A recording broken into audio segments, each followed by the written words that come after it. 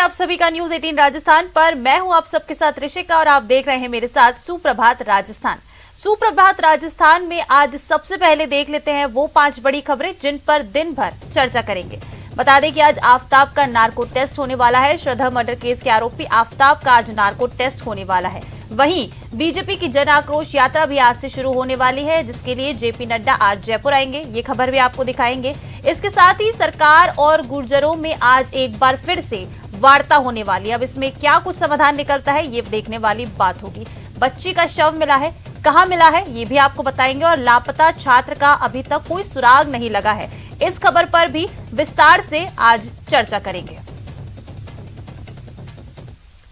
तो चलिए इन सभी खबरों पर बात करेंगे, लेकिन सबसे पहले इस वक्त की बड़ी खबर आपको बता दें। बीजेपी का मिशन 2023 के लिए आज से ही बता दें कि बीजेपी की जन आक्रोश यात्रा शुरू होने वाली है। अपने 2023 के मिशन को लेकर बीजेपी की जन आक्रोश यात्रा है वो आज से शुरू होने वाली है। बता दें कि आज इसी यात्रा को लेकर जेपी नड्डा जो हैं वो जयपुर आएंगे और यात्रा को लेकर 200 विधानसभा क्षेत्र में रथ लेकर जाएंगे जेपी नड्डा। बता दें कि 51 रथों को जयपुर से जेपी नड्डा हरी झंडी दिखाएंगे। सभी दिग्गज नेता, विधायक, सांसद इस कार्यक्रम में आज शामिल होंगे।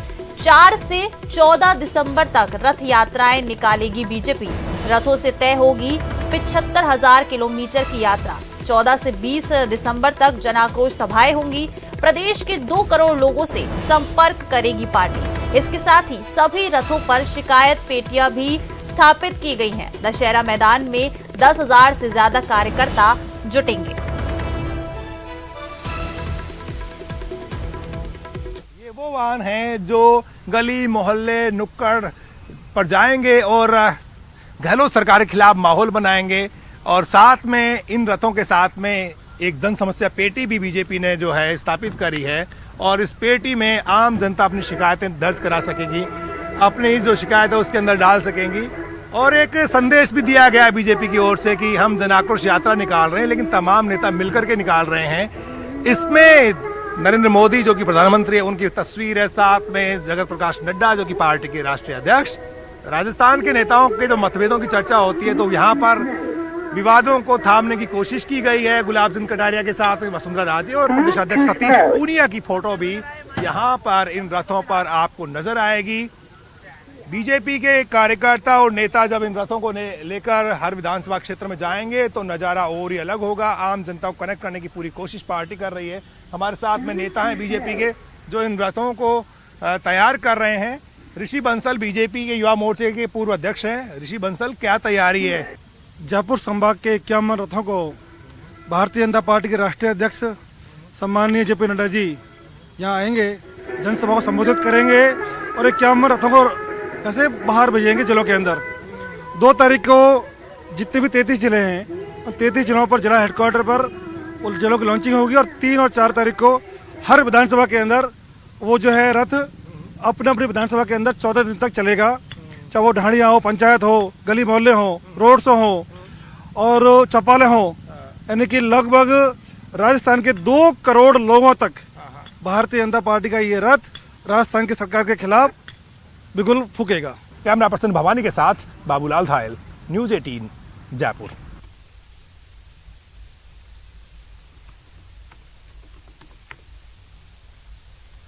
चलिए ज्यादा जानकारी लेंगे। सहयोगी बाबूलाल हमारे साथ फोन पर जुड़ गए हैं। बाबूलाल, क्या कुछ तैयारी है इस जन आक्रोश यात्रा को लेकर? जी, पूरी तैयारियां दशहरा मैदान में करीब 10,000 पार्टी कार्यकर्ताओं को के बैठने की व्यवस्था की गई है। दोपहर में ये कार्यक्रम होगा। जेपी नड्डा करीब 11:30 बजे जयपुर पहुंचेंगे और वहां से सीधे दशहरा मैदान आएंगे, जहां पर पार्टी की जो कोर कमेटी के नेता हैं वो मंच पर उनके साथ रहेंगे। वसुंधरा राजे, गुलाब चंद कटारिया, सतीश पूनिया और केंद्रीय मंत्री हैं जो राजस्थान के, वो भी उनके साथ में रहेंगे। कुल मिलाकर जन आक्रोश यात्रा जो है भारत जोड़ो यात्रा है, कांग्रेसी उसका जवाब भी माना जा रहा है। और बीजेपी जन आक्रोश रथों के जरिए प्रदेश भर में सरकार के खिलाफ माहौल बनाने की कोशिश करेगी और जनता को ये एहसास कराएगी कि पिछले 4 साल में गहलोत सरकार ने जो वादे किए थे उन पर सरकार खरी नहीं उतरी। किसानों की कर्ज माफी नहीं हो पाई, युवाओं से थोथे वादे किए गए वो आज भी रोजगार के लिए दर दर भटक रहे हैं। और लॉ एंड ऑर्डर जो है वो पूरी तरह से कोलैप्स हो गया है पूरे प्रदेश का। तो इन मुद्दों पर जनता का समर्थन हासिल करने के लिए बीजेपी ये रथ दौड़ाएगी और 75,000 किलोमीटर ये रथ चलेंगे, जनसभाएं होंगी और प्रदेश में ऐसा माहौल बनाया जाएगा जैसे कि चुनाव बिल्कुल सामने ही आ गए। चुनाव भले अगले साल हो, लेकिन बीजेपी पूरी तरह से तैयार हो रही है अभी से और सरकार के खिलाफ माहौल बनाकर वो सत्ता में जल्द से जल्द अपनी जो है वापसी करना चाहती है। जी बिल्कुल बाबूलाल, देखिए ये जो यात्रा है बीजेपी की, इसे कई मायनों में अहम माना जा रहा है। आज कौन कौन से नेता इसमें शामिल होने वाले, कौन से बड़े हस्ती इसमें नजर आएंगे, क्योंकि जेपी नड्डा आने वाले हैं, सुरक्षा के क्या कुछ इंतजाम है? जी कड़े सुरक्षा प्रबंध है, पूरा घेरा है पुलिस का दशहरा मैदान में और जेपी नड्डा के साथ में वसुंधरा राजे रहेंगी, बीजेपी के प्रदेश अध्यक्ष सतीश पूनिया रहेंगे, गुलाब चंद कटारिया रहेंगे, केंद्रीय मंत्री अर्जुन मेघवाल रहेंगे, कैलाश चौधरी और गजेंद्र सिंह शेखावत समेत तो बड़े जो दिग्गज नेता है पार्टी के, वो तमाम मंच पर रहने वाले हैं। पार्टी एकजुटता का संदेश भी देगी कि बीजेपी में कहीं भी मतभेद और मनभेद नहीं है। तमाम नेता एक साथ इस यात्रा को सफल बनाएंगे, जहां पर भी बड़ी रैलियां होंगी उनमें जाएंगे और आम जनता के बीच में एहसास कराएंगे कि बीजेपी सत्ता लोलुपता के लिए यात्रा नहीं कर रही, बल्कि आम जनता के जो वादे हैं सरकार ने जो किए थे उस पर जब सरकार खरी नहीं उतरी तो पार्टी को यात्रा निकालनी पड़ रही है। और बीजेपी आम जनता की जो परेशानियां जो समस्या है उनको आवाज देने के लिए इस यात्रा का आगाज कर रही है। आम जनता के मुद्दों को आवाज देकर के बीजेपी जनता से सीधे कनेक्ट होना चाहती है। लिहाजा ये जो यात्रा है बहुत ही महत्वपूर्ण है इस वक्त, क्योंकि अगले साल चुनाव है, बीच में सरदार शहर का चुनाव भी आ रहा है। तो ऐसी सूरत में जन समर्थन हासिल करने के लिए पब्लिक के बीच में एक पॉजिटिव रायशुमारी पैदा हो पार्टी के लिए, उसी दिशा में बीजेपी ये यात्रा इस वक्त निकालने जा रही है। बिल्कुल बाबूलाल, कह सकते हैं कि एक तरह से जहां कांग्रेस अपनी भारत जोड़ो यात्रा निकाल रही है, उसी तरह से बीजेपी की जो जन आक्रोश यात्रा है ये भी एक क्योंकि लोगों से संपर्क किया जाएगा ये जो यात्रा है इसके दौरान। और इन रथों पर ये जो रथ बनाए गए हैं इन पर शिकायत पेटियां भी लगाई गई है, ये एक अलग तरह की चीज नजर आ रही है इन रथों पर। जी बिल्कुल, जहां जहां भी ये बीजेपी के रथ जाएंगे ये खासतौर से यूपी का मॉडल है प्रचार का। और क्योंकि जब योगी आदित्यनाथ ने जिस अंदाज में वहां पर प्रचार करके और समाजवादी सरकार को उखाड़ के फेंका था, ठीक उसी तर्ज पर इसलिए पूरा का पूरा जो ये रथ भी है यूपी से आए हैं। बस इनके ऊपर जो सजावट है वही राजस्थान की है, लेकिन जो रथों का मॉडल है सारा का सारा उत्तर प्रदेश का है। और उसमें शिकायत पेटी भी होगी और आम जनता के बीच में कहीं भी जब रथ जाकर के रुकेगा तो गाने बजेंगे, सरकार विरोधी थीम सॉन्ग होगा और उसमें आम जनता अपनी शिकायत जो है वो डाल सकेगी। और उसके बाद में एक एक जो पत्र है उसको पार्टी देखेगी और जो समस्याएं उनको लगता है कि कहीं बड़ी समस्या है तो उसको पार्टी अपने जब चुनाव आएंगे तो घोषणा पत्र में भी शामिल करेगी।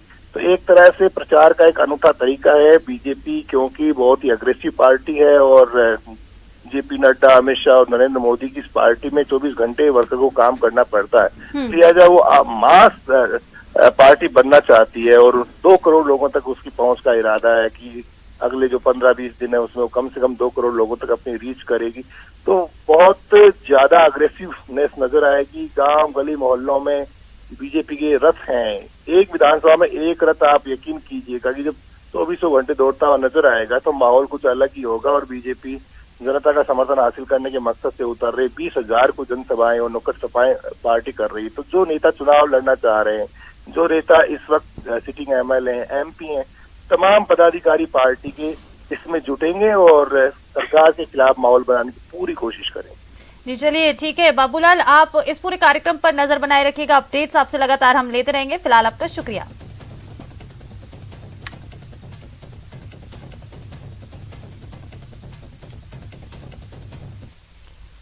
और देखिए सरकार और गुर्जरों में आज एक बार फिर से वार्ता होने वाली है। बड़ी खबर ये आपको बता दें, गुर्जर समाज के साथ आज तीसरे दौर की बातचीत होगी। बता दें कि आज सरकार के साथ गुर्जर समाज की तीसरे दौर की वार्ता होगी। सुबह 10 बजे से बता दें कि ये जो वार्ता है ये शुरू होने वाली है। बिजली विभाग के गेस्ट हाउस में बातचीत होगी। मंत्री बीडी कल्ला, राजेंद्र यादव, अशोक चांदना समेत कई अन्य यहाँ पर बता दें कि मौजूद रहेंगे। इसके साथ ही संघर्ष समिति से अगर बात करें तो वहां से विजय भैसला, भूरा भगत समेत अन्य पदाधिकारी जो हैं वो भी मौजूद रहेंगे और अपनी मांगों को लेकर यहाँ पर एक बार फिर से गुर्जर समाज के जो लोग हैं वो सरकार के साथ वार्ता करेंगे। बता दें कि इसके पहले भी कई बार वार्ता हुई है, लेकिन एक जो सहमति है, एक जो मांग है गुर्जरों की, उसको लेकर अभी भी सहमति जो है वो नहीं बन पाई है, पेच फंसा हुआ है।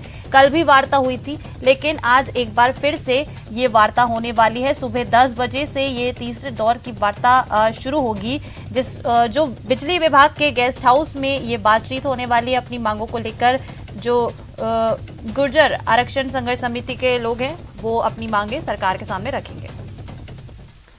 और देखिए अब खबर श्रीगंगानगर से है, जहां लालगढ़ से ये खबर आपको बता रहे, जहां घर लौटते समय एक मेडिकल स्टोर संचालक के साथ बाइक सवार 3 नकाबपोश बदमाशों ने मारपीट कर नकदी से भरा बैग छीन लिया और मौके से फरार हो गए। लूट की पूरी वारदात वहां मौजूद व्यक्ति ने अपने मोबाइल कैमरे में कैद कर ली। वीडियो में देखा जा सकता है कि पहले 3 बदमाश बाइक पर सवार होकर आए और मेडिकल स्टोर संचालक से मारपीट की। इसके बाद पीड़ित का बैग छीनकर फरार हो गए। बैग में नकदी और लैपटॉप भी रखा हुआ था। बता दें कि पूरी घटना जो है मारपीट की, ये इसका वीडियो भी सामने आया है। श्रीगंगानगर के लालगढ़ से ये पूरी वारदात जो है सामने आई है, जहां एक घर लौट रहे मेडिकल स्टोर संचालक के साथ कुछ बाइक सवार नकाबपोश बदमाशों ने मारपीट की और उनके पास जो नकदी से भरा बैग था वो भी छीन लिया और मौके से फरार हो गए। लूट की पूरी वारदात वहीं पर किसी एक मौजूद व्यक्ति ने अपने कैमरे में कैद कर ली और देखिए ये वीडियो अब सोशल मीडिया पर वायरल हो रहा है। ज्यादा जानकारी देंगे सहयोगी अशोक फोन लाइन पर जुड़ गए। अशोक, क्या कुछ जानकारी है? दिन दहाड़े जो बदमाश है इस तरह से लूट की वारदातों को आए दिन अंजाम दे रहे हैं। बिल्कुल ऋषिका, देखिए ये बीती रात का मामला है, जब मेडिकल स्टोर संचालक अपने दुकान को बंद कर घर लौट रहा था तो तकरीबन रात्रि को 10 सवा 10 बजे बाइक पर सवार होकर ये 3 बदमाश आए। इन विजुअल्स में देखा जा सकता है कि किस तरह से ये बदमाश उसके साथ लाठी और रोड से मारपीट कर रहे हैं और उसके साथ उसके पास रखा हुआ बैग छीनने का प्रयास कर रहे हैं। हालांकि इस मेडिकल स्टोर संचालक ने काफी स्ट्रगल किया, लेकिन आखिरकार इन 3 बदमाशों के आगे उसकी एक ना चली और ये तीनों बदमाश उस मेडिकल स्टोर संचालक से नकदी से भरा हुआ बैग, जिसमें तकरीबन 40,000 रुपए की जो दिन भर की बिक्री की नकदी थी वो थी और साथ ही साथ लैपटॉप था, उसको लेकर फरार हो गए। वहां मौके पर मौजूद एक प्रत्यक्षदर्शी ने अपने मोबाइल कैमरे से इस पूरी घटना को अपने मोबाइल कैमरे में कैद कर लिया, जो फिलहाल पुलिस इन्वेस्टिगेशन के लिए एक अहम सबूत साबित हो रहा है। साथ ही साथ बीती रात जब इस तरह की घटना सामने आई तो आक्रोशित लोगों के द्वारा श्रीगंगानगर के हनुमानगढ़ रोड पर जाम लगा दिया गया और पुलिस मौके पर पहुंची। पुलिस ने भी काफी समझाइश की, तब जाकर बीती रात करीब 1 बजे जाम को हटाया गया और पुलिस ने भी नाकाबंदी कराई, लेकिन फिलहाल पुलिस के हाथ कुछ नहीं लगा है। जी ऋषिका। बिल्कुल, देखिए ये जो अशोक जो है वीडियो भी सामने आया है, किसी व्यक्ति ने वीडियो बनाया है, लेकिन ये पुलिस की कार्यशैली पर भी एक सवाल है और इस तरह से जिस तरह से देखा जा रहा है कि दिन दहाड़े, कोई रात का भी समय नहीं है, दिन दहाड़े इस तरह से एक बाइक सवार ये मेडिकल स्टोर संचालक के ऊपर ये जो बदमाश है इन्होंने धावा बोल दिया है। बिल्कुल ऋषिका, आप सही कह सकते हैं। देखिए लालगढ़ कस्बे में दोपहर 2-2:30 बजे के करीब शमशान घाट की भूमि में एक 9 साल की बच्ची का लहूलुहान हालत में शव मिलता है और उसके बाद रात्रि 10 बजे इस मेडिकल स्टोर संचालक से लूटपाट की घटना होती है। एक ही दिन में 2 बड़ी घटनाओं के होने से स्थानीय वासी पहले ही आक्रोशित है, लेकिन जैसे ही लूट की घटना को अंजाम दिया गया इन बदमाशों के द्वारा स्थानीय लोगों का सब्र टूट पड़ा और उन्होंने वहां जाम लगा दिया। जबकि हालात ये थे कि श्रीगंगानगर एसपी आनंद शर्मा कल खुद लालगढ़ कस्बे में मौजूद थे, साथ ही साथ भारी संख्या में पुलिस बल और पुलिस की टीमें वहां मौजूद थी। उसके बावजूद भी इन 3 बदमाशों ने हिम्मत दिखाई और नकाब पहनकर इस मेडिकल स्टोर संचालक से लूट की वारदात को अंजाम दिया। शायद यही वजह रही कि स्थानीय लोगों का आक्रोश बढ़ता हुआ दिखा और उन्होंने वहां पर जाम लगा दिया। ठीक है अशोक, आप हमारे साथ बने रहिएगा, तमाम खबरों पर आपसे अपडेट्स लेते रहेंगे। और देखिए श्रीगंगानगर से ही अगली खबर भी है। श्रीगंगानगर में बच्ची का शव मिला है। लालगढ़ में एक 9 साल की बच्ची का शव मिला है। परिजनों ने अज्ञात के खिलाफ हत्या का जो केस है वो दर्ज करा दिया है। घटना से स्थानीय लोगों में भी आक्रोश है और बता दें कि इसी को लेकर आज लालगढ़ थाने पर ये जो आक्रोशित लोग हैं वो प्रदर्शन करेंगे। वहीं बीजेपी ने भी आरोपियों की जल्द गिरफ्तारी की मांग की है। बड़ी खबर है ये श्रीगंगानगर से। शहर के लालगढ़ में 8 साल की मासूम के साथ जिस तरह दरिंदगी के बाद जो उसकी हत्या हुई वो घोर निंदनीय है। समाज के अंदर ऐसे करते क्षमा योग्य नहीं है।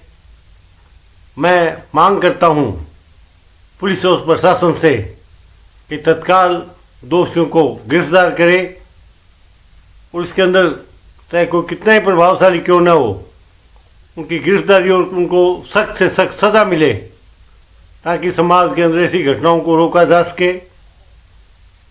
पहले दिन 5 बजे से बच्ची लापता थी, अगर इसमें पुलिस तत्परता दिखाती तो इस बच्ची की जान बचाई जा सकती थी। लालगढ़ में पैदल मार्च करो नशा के खिलाफ, चिट्टा के खिलाफ अठू आप गया कलेक्टर साहिब आ गए तो दिन बाद में भी आगे पुलिस के ऊपर कोई असर को नहीं हो, कोई कार्रवाई कौन करी पुलिस बिंगो पर नाम आ देखो आप फिर भुगते हुए एक बच्ची की जान देगे तो कितनी दुखद घटना जीती आप इंगी निंदा भी ज्यादा दुखद घटना आपने घटी है। चलिए मामले पर ज्यादा जानकारी लेंगे। सहयोगी अशोक हमारे साथ एक बार फिर से फोन लाइन पर लगातार जुड़े हुए हैं, उनसे बातचीत करेंगे। अशोक, क्या कुछ जानकारी है इस बच्ची के शव को लेकर? 9 साल की बच्ची का शव मिला है। देखिए ऋषिका, ये बच्ची का शव दोपहर 2 बजे लालगढ़ की शमशान भूमि में लहूलुहान हालत में मिला था। चूंकि ये बच्ची परसों शाम को ही लापता थी, उसके बाद से ही स्थानीय लोग और स्थानीय पुलिस इसको ढूंढने में जुटे हुए थे। लेकिन कल दोपहर में जब इस बच्ची का शव लहूलुहान हालत में मिला तो निश्चित तौर पर परिजनों के साथ साथ पूरे कस्बे में काफी आक्रोश भी देखा गया पुलिस की कार्यशैली को लेकर। जैसा कि स्थानीय लोग और भाजपा के कार्यकर्ता इसमें आरोप लगा रहे हैं पुलिस की संवेदनशीलता और पुलिस की तत्परता को लेकर। भाजपा जिलाध्यक्ष ने कहा कि यदि पुलिस ने समय से ही बच्ची की तलाश में गंभीरता और तत्परता दिखाई होती तो संभवतः बच्ची आज अपने परिजनों के साथ होती। साथ ही साथ जो पुलिस पूरे इस मामले को लेकर डॉग स्क्वाड एफएसएल की टीम के द्वारा जो साक्ष्य इकट्ठे किए गए, इसके अलावा मुखबिर की सूचना पर बताया जा रहा है कि इस बच्ची को एक लगभग 30 से 35 साल का युवक जो बाइक पर सवार होकर आया था, घर के बाहर खेल रही बच्ची को अपने साथ बहला फुसला कर ले गया है और उसको कुरकुरे दिलाने की भी प्रयास किया गया था।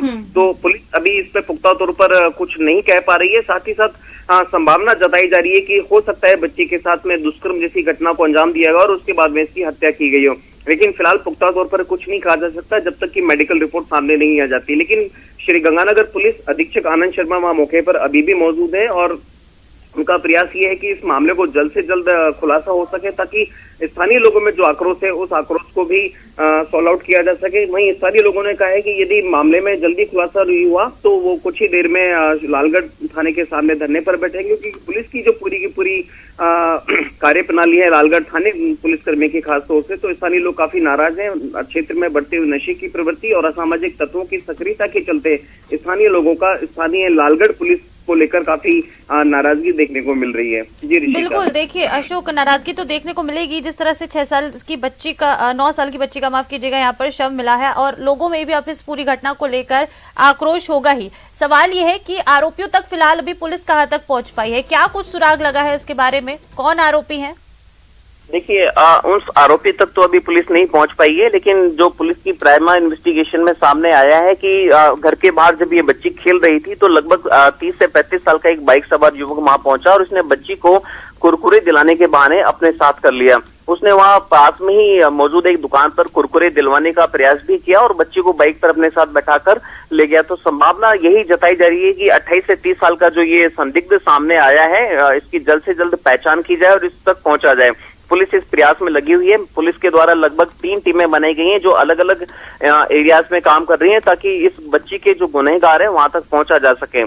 साथ ही साथ स्थानीय लोगों से भी पुलिस समझाइश का प्रयास कर रही है कि जल्द ही इस पूरे हत्याकांड का खुलासा कर दिया जाएगा और आम लोगों को भी समझाने का प्रयास पुलिस के द्वारा किया जा रहा है। जी ठीक है अशोक, शुक्रिया आपका तमाम जानकारियों के लिए। अपडेट्स आपसे हम लेते रहेंगे। और देखिए, टोडा रायसिंह में 23 नवंबर को कॉलेज पढ़ने गई निधि जैन निवासी टोडा रायसिंह के लापता होने के बाद आज तक 7 दिन में भी उसका कोई सुराग नहीं मिला है।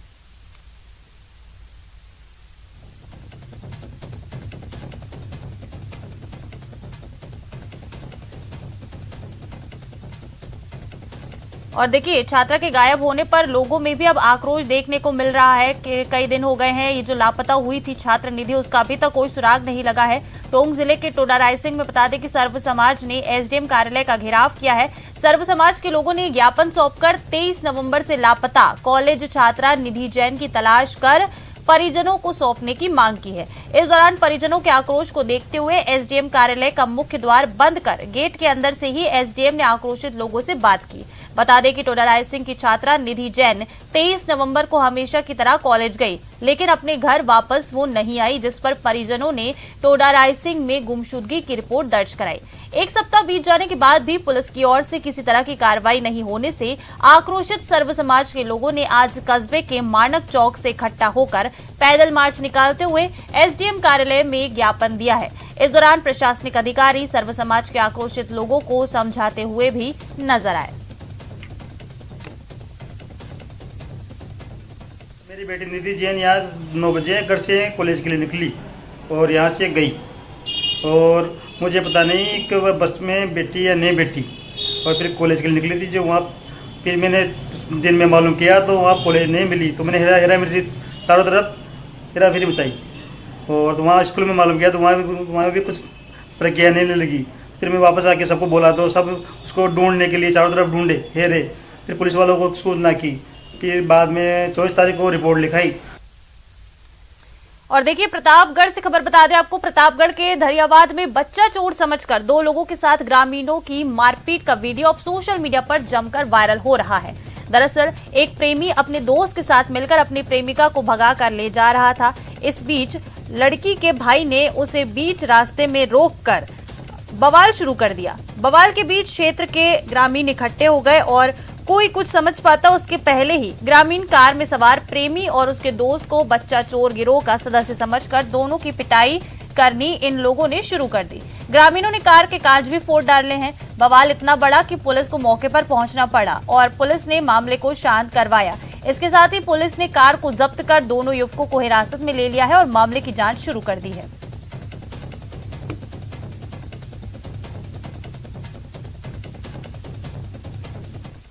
पति मरने के बाद उसने जगदीश नाम के लड़के से उसका अफेयर चल रहा था।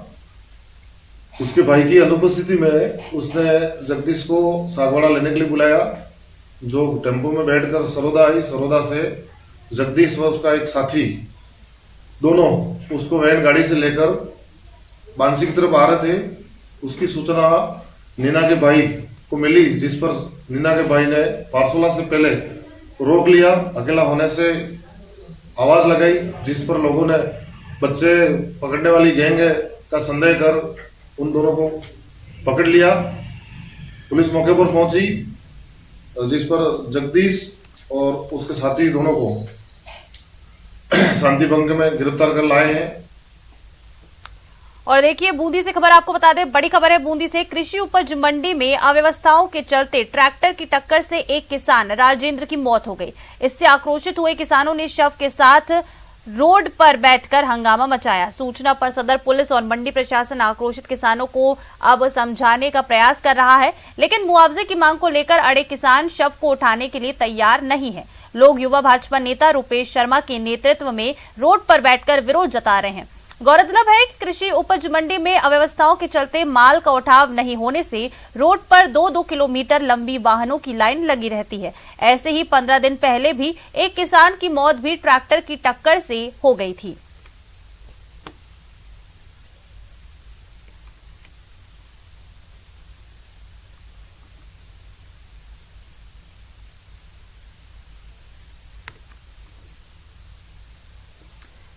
और देखिए ओबीसी आरक्षण विसंगति दूर होने के उपलक्ष्य में बाड़मेर में पूर्व मंत्री और विधायक हरीश चौधरी का भव्य स्वागत किया गया। यहां कार्यक्रम को संबोधित करते हुए उन्होंने कहा कि जागृत, योग्य और संगठित होकर संघर्ष करना चाहिए।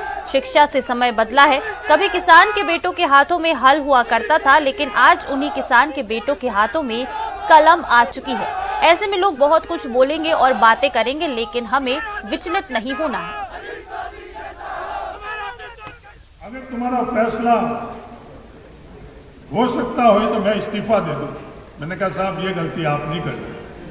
मैंने रोका कि नहीं आप इस्तीफा नहीं दो। आपके इस्तीफे से हम लोगों को मदद नहीं मिलेगी। आपके इस्तीफे से जहां ये निर्णय होगा वहां हमारी आवाज कम हो जाएगी। आज मैं आप लोगों के माध्यम से पूरी दुनिया को बताना चाहता हूं, जो कलम पर हाथ इस्तीफे के थे, अगर वो रोकने का अगर कोई गुनहगार था तो वो हरीश चौधरी थे। कई लोग उसके बाद भी गए। यहाँ ओबीसी से जुड़े हुए लालू जी आप लोग तो गए थे। आप लोगों ने बोला कि साहब आप एक ट्वीट कर दो और दूसरी चीज कर दो। आप उस दिन साथ में थे तो आप लोगों ने बोला, मेहमान जी ने बोला हरीश मैंने कहा साहब इनको मैं अपना आप समझाऊंगा।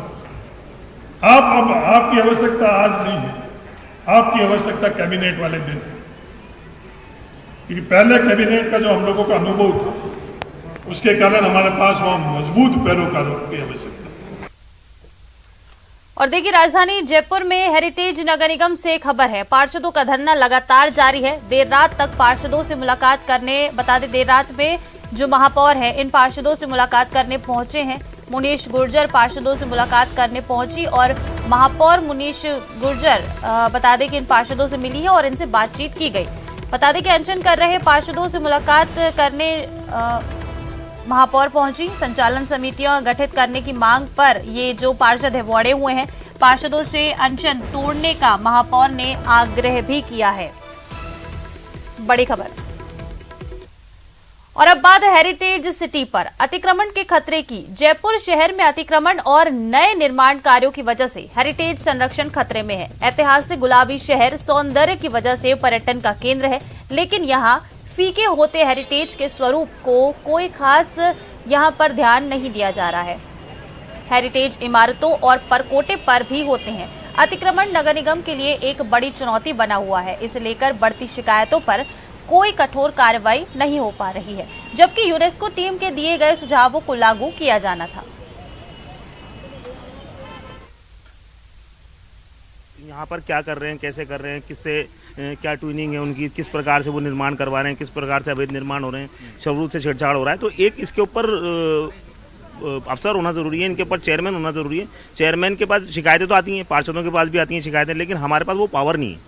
हमारे पास जब पावर होगा तो उस पावर का इस्तेमाल करते हुए हम अंकुश लगाएंगे और अंकुश लगा के शहर के स्वरूप को बचाएंगे। या कॉमर्शियल एक्टिविटीज वहाँ पे होगी तो वो जयपुर का स्वरूप खराब करेगी, कहीं ना कहीं वॉल सिटी का स्वरूप खराब करेगी। इसके अंदर जैसे मान लीजिए अभी उमर भाई ने कहा, शरम भाई ने कहा कि कमेटी का जल्दी गठन हो जाए, तो उससे मैं समझता हूँ कि स्वरूप जयपुर शहर का हेरिटेज के पार्षद हैं, हेरिटेज की चेयरमैन बनेंगे, मेयर साहब के साथ में मिलके कंधे से कंधा मिला के हेरिटेज का लुक को सही तरीके से बनाएंगे। जो विरासत है उसको क्या हम संभाल पाएंगे, क्योंकि जिस धरोहर को बनाने में उस समय इतना पैसा लगा, इतना समय लगा, इतना तकनीक का उन्होंने ध्यान रखा, हम उसको मेंटेन करने में शायद हम सब उतना हम ध्यान नहीं दे पा रहे। इसीलिए एक अलग से प्राधिकरण गठन करने की जो है प्रक्रिया राज्य सरकार ने निर्देश दिए हैं। देखिए, मेरे पास जो शिकायतें हैं उन पे एक्शन लिया। हमने बहुत सारी बिल्डिंग सीज की हैं और लगातार कार्रवाई चल रही है। हेरिटेज में जितनी कार्रवाई हुई है वहाँ उतनी कहीं भी नहीं है। और कोई शिकायतें हैं तो आप बता दें, जो भी शिकायतें आएंगी उस पर सख्त कार्रवाई ली जाएगी। और देखिए, एक बड़ी खबर बता दें, श्रद्धा मर्डर केस में बड़ी खबर है। आज आफताब का नार्को टेस्ट होगा। श्रद्धा मर्डर केस में आरोपी आफताब का नार्को टेस्ट आज होगा अंबेडकर अस्पताल में। बता दें कि आफताब का नार्को टेस्ट होगा। नार्को टेस्ट में आफताब से बता दें कि कई तरह के सवाल जवाब किए जाएंगे। पॉलीग्राफ टेस्ट में आफताब ने जुर्म अपने कबूले हैं। इस दौरान आफताब की सुरक्षा कड़ी भी रहेगी, क्योंकि उस पर एक बार पहले हमला हो चुका है। पुलिस जाब्ता हॉस्पिटल के बाहर मौजूद रहेगा। बड़ी खबर, बड़ा अपडेट श्रद्धा मर्डर केस में आपको बता रहे हैं। आज आरोपी आफताब का आज नार्को टेस्ट होगा। श्रद्धा मर्डर केस में आरोपी आफताब का आज नार्को टेस्ट होगा अंबेडकर अस्पताल में। बता दें कि ये टेस्ट किया जाएगा, जिसमें आफताब से करीब 50 सवाल किए जाएंगे। पॉलीग्राफ टेस्ट में बता दें कि आफताब ने अपना जुर्म कबूला है। इस दौरान आफताब की बता दें कि आज जब नार्को टेस्ट के लिए आफताब को लेकर जाया जाएगा तो कड़ी सुरक्षा के बीच उसे लेकर जाया जाएगा। और एक और बड़ी खबर है, गुजरात में आज पहले चरण का मतदान होगा। बता दें, पहले चरण के लिए वोटिंग आज गुजरात में की जाएगी। 89 सीटों पर सुबह 8 बजे से वोट डाले जाएंगे। वोटिंग के लिए लोगों में भारी उत्साह भी देखने को मिल रहा है। गुजरात में आज पहले चरण का मतदान होगा। पहले चरण के लिए आज वोटिंग की जाएगी। बता दें कि सुबह 8 बजे से वोट डाले जाएंगे, जिसको लेकर मतदान केंद्रों पर पूरी तैयारियां हो चुकी हैं और वोट डालने के लिए लोगों में भी भारी उत्साह है।